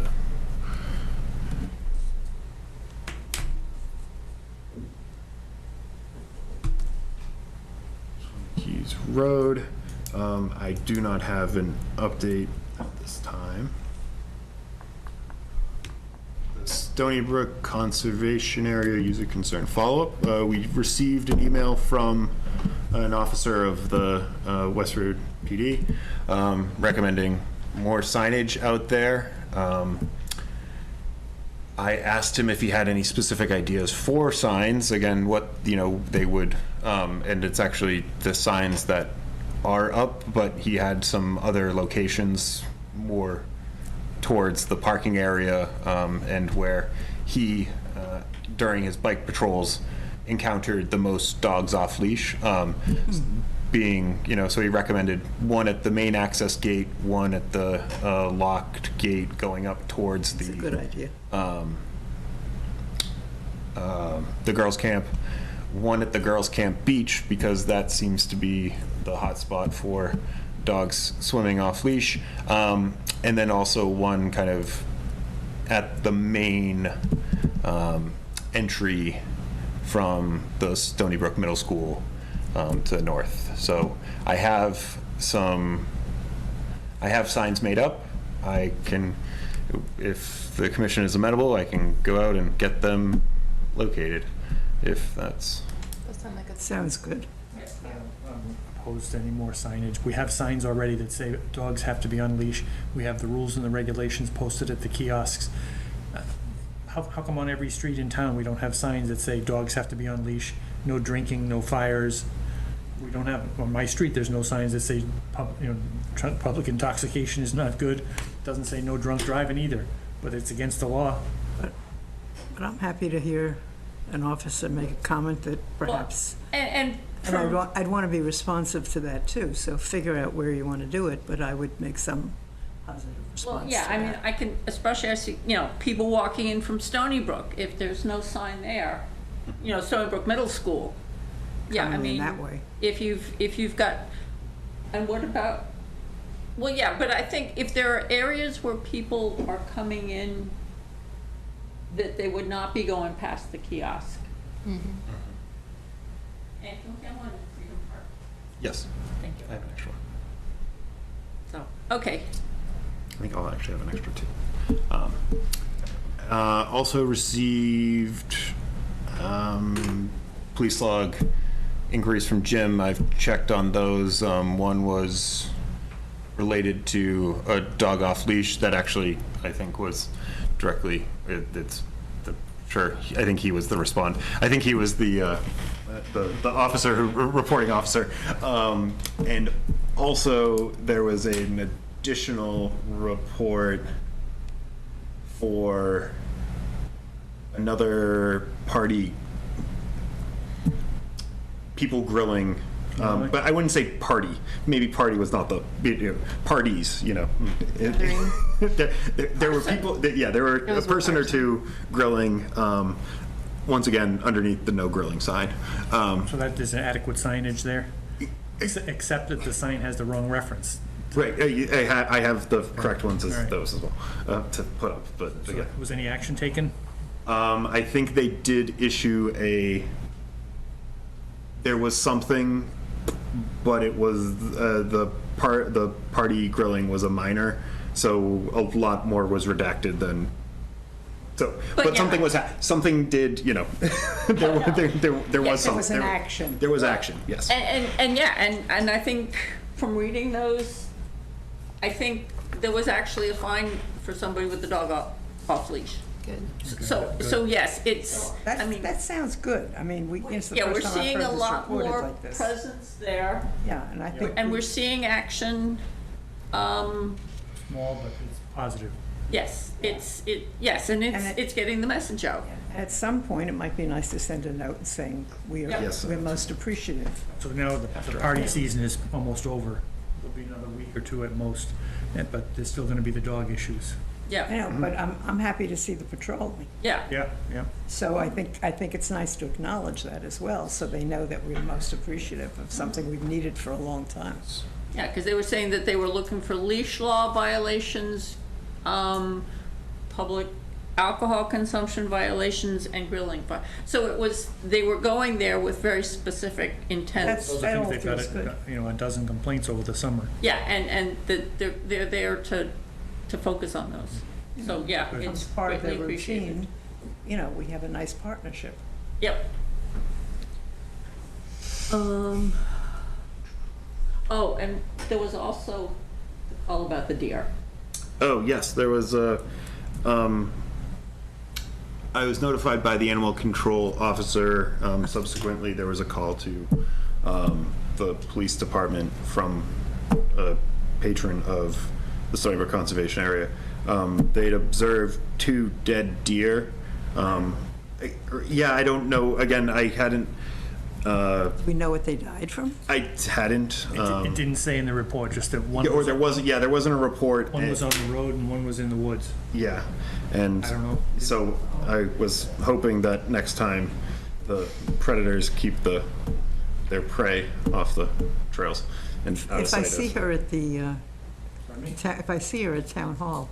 Oh, the animal control officer? She usually comes in every day. Well, then did she go outside, or was it the officer who went There was an outside? officer who there was an officer who. Oh, they didn't call her? Okay. They did, but they asked her to take away the animals, and she says, if we don't usually do that, we put them in the woods and let predators. So take maybe care of that's how we got it in the woods. No, there was one in the woods and one on the trail. The policeman moved the one on the trail into the woods, so now there's 2 in the woods, and the animal control officer says, no, we don't take care of it. She's just one person. I don't know what the heck she We did. have no details. Yeah. I don't know how she does what she does. What did you say? No details. No deer tails. Okay, here we go. We're making bad puns. It's time to keep it. Edwards. Edwards, I don't have an update. And Freedom Park, Margaret, now that I have signs, I'm gonna get up one of the dogs on leash signs to, I think I forget what the other sign currently there is. There are 3 please pick up after your dog signs. Yeah, so I think we can replace one with, have your dog on leash, and then hopefully it's not to be considered a off-leash dog park. And you're gonna be meeting with somebody DPW, yep, from or the DPW about parks. delineating the naturalized area and late season mowing. Okay. And we should meet with Mr. Brown. Okay, yeah, because I had reached out as well. I didn't get a bounce back on the email, but I also didn't get a reply from him. Okay. Yeah, he wrote to me separately, to get the SPL, who's my son, to bring him to the meeting. Okay. The meeting happens once a month, so they missed September. Okay. And I don't think we cannot work after December 1st, right? I mean, it's... If you're laying the path, it's not... Right, I mean, it's within kind of the existing, you're replacing existing. I don't think Yeah, that's- and it just, yes, because, and where some of it is potentially outside of 100 feet, the December 1st doesn't apply. So But hopefully October, November, they have enough time to at least get started. Yeah, and some of it is the plan, for example, if it's too much to get done in this calendar year, is what do we do this year, what do we tee up for the spring? Right. Yeah. Okay. Right. I received an email from the representative, a representative of Summer Village, saying that they're working with a attorney to finalize the update for the CR, and I hadn't heard from him for most of the summer, so it was nice to see that they're still aware.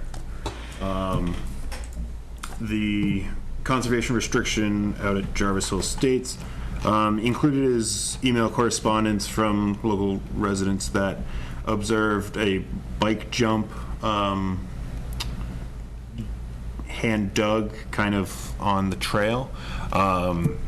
Additionally, where the commission and the Conservation Trust co-hold the CR, the president shared with me that in the CR, public access by foot, horseback, skis, or snowshoes are permitted over the trail network. No bikes, which I was okay. So kind of concurrently to this, or maybe a week before, I had met with the treasurer of the homeowners trust to look at the cutting area out back, and did observe this, these bike jumps, and a neighbor of his had made comments about it, more concerned about the safety of it, as the landing of the jump is right next to kind of a stone wall.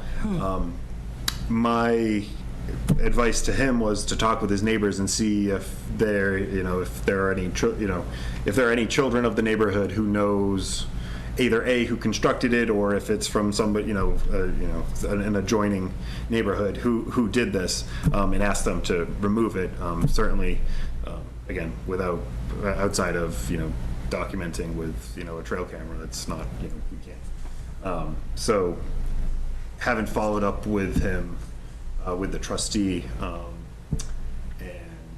do want to, it's certainly something on our radar, but again, I think it's somebody, I imagine it's a child who's doesn't realize that it's actually protected conservation space and not just no man's land between the two neighborhoods.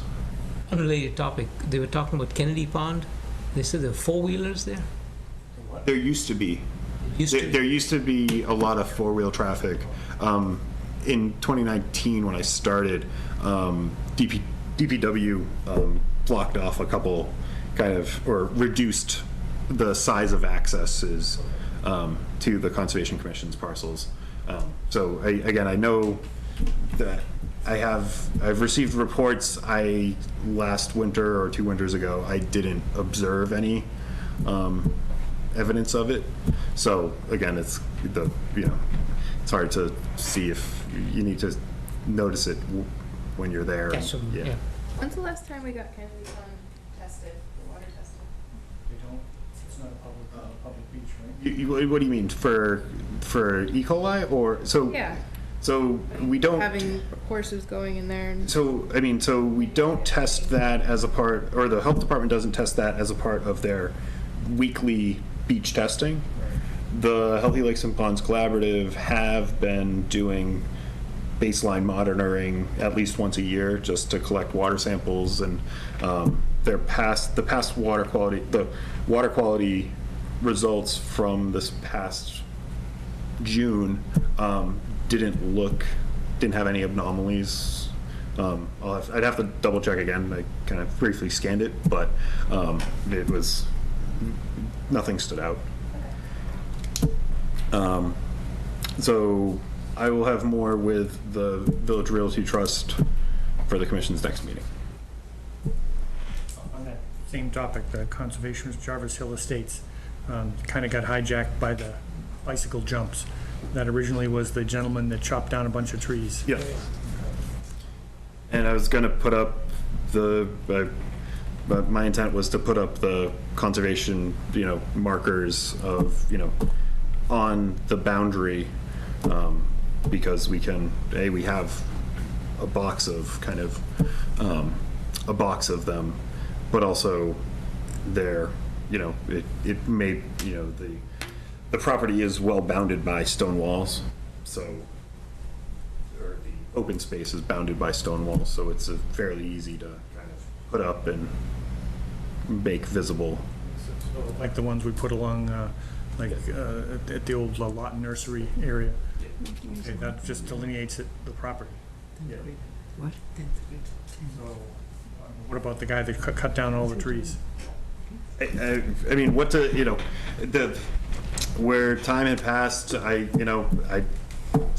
does the commission want to require, again, I'd like to have whoever it is is appear and ask him, what was he doing, why was he doing it, and does he understand it's public property, that it's owned by the whole town? No, it's not. Oh, It's- there's a restriction on it. No, it's owned by Jarvis Estates. But there's Yeah. a restriction on it, and we're part of the restriction activity. And so we're supposed to prevent that kind of stuff from happening. Well, are we supposed to, or is, if a violation occurs, is action supposed to be taken by the property owner, and then if they don't, we as the CR holder put the pressure on them? I mean, it just, does the action sit with the grantor or the grantee in terms? The grantor. The grantor. The grantee has the oversight, has the, you know, the responsibility to make sure that, you know, it's being used and it's being, So the rules are followed. Right, making sure that the rules are followed. But it's, in this case, it's the property owner who, it's their role to go after the people. So you want Jarvis Hills Estates Homeowners Association leadership, somebody to come and we'll talk to them about it and ask them what they did? Well, no, did they take any action? Because there's, if they're the property owner, Yeah. they're supposed to go after Primarily, yeah. the thing, and then we are supposed to encourage them to take action, To resolve it, yes. to resolve it, yeah. When you met with the person from Jarvis, the homeowners association, did About they? what, about the bike jump? No, Well, about walking the trail. Yeah, well, I mean, he had questions about replacing a fence delineating the access off of, I think I have it in my, Public access to the trails. You know, public access off of Jarvis Way. There's a fence between one of the properties and the common land, or the open space that comes off. And he had questions about replacing that, and, you know, I wanted to take a look at it and, you know, kind of offer some ideas. And then, since we were out there and it was one of the nice Fridays, we kind of just walked the loop. So I did bring up the, you know, but again, you know, the activity has stopped, you know, so, you know, if the commission wants, I can certainly invite them to a meeting to discuss what they want to do, you know. Well, is he aware of that, what their responsibilities are? I mean, I think they're aware to a modest degree that they own it, but they're, you know, they have the responsibility, you know, it's on them as the property owner to Take action. resolve and take action, so. And Jim, you're saying you'd like to have a conversation with the head of the homeowners Sure, association? if you want to start with them, sure. Carrying it on here for Yeah. 9 months, 9 months, 8.5 months. Well, and I guess, you know, also with people coming in and, you know,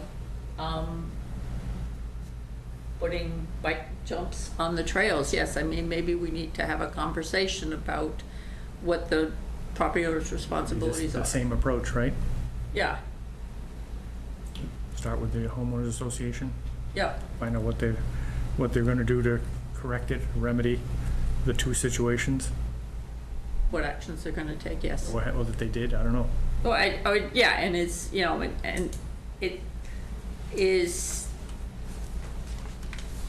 what are their responsibilities, making sure they're aware of their responsibilities when conditions of the CR are violated, and, you know, if they're unsure what actions they can take, are there any resources available to them to know? I mean, there's public in the Mathland Trust Coalition, Okay. there are other.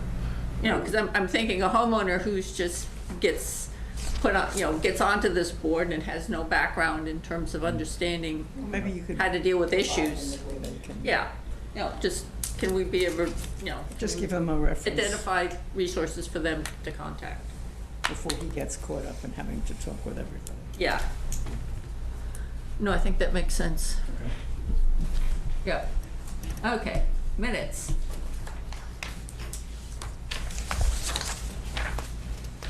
The minutes of August 14th.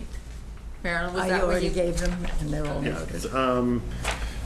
On page 1, under the request for certificate of compliance for 5 Appian Way, on the third line, the sentence, or starting on the second, at the end of the second line, the sentence should read, "There was an order issued in 1988 and then later in 2001." Yeah, just add Gotta the add word an "and." And then on page 3, there's a typo 5 lines up from the bottom in the public hearing for Sarkeesian at 115 Main Street. The word should be setbacks, not, There's no. gotta remove an L. Okay. So, there are no other changes. Can I have a motion to approve? Any for these, or? Huh? Did you have any in these? No, Or- not the 14th. There's one more. Oh. The 14th? Well, yeah, there was a question about high noons in the, on page 5, the request to serve alcohol. I just wanted to know what that was. I had to look it up. It's an alcohol, it's a alcoholic beverage. Sort of a hard carbonated beverage. Okay, I just didn't know what that was. Never Thank heard of it you. either. Yeah, it's, Okay. So can I have a motion to approve the orders for the minutes for August 14th, 2024 as amended? So moved. Second. All those in favor, Marilyn? Yes. Noel? Yes. Ann? Abstain. Excuse me, abstain. okay. Okay. Abstaining, yeah. Jim? Yes. Noel? Yes. And Margaret, yes. Okay. The minutes for August 28th.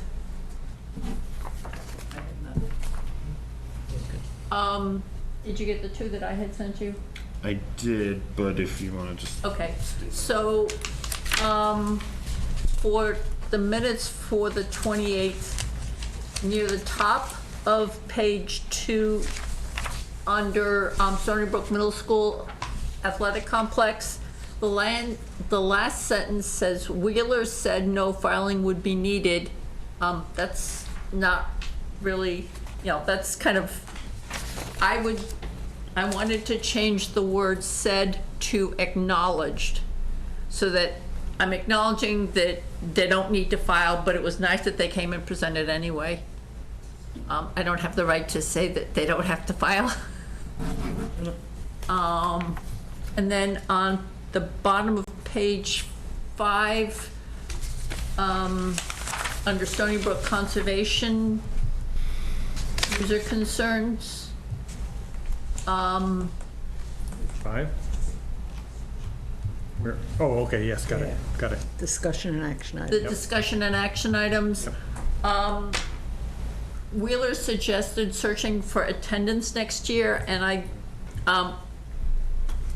really wanted to clarify that Wheeler asked about the additional job information needed for hiring attendants for the Day Beach next year. I think attendance has an E at the end, E-N-T-S. No, attendance, because it's people plural, Attendance. It The is people who- A-N-C?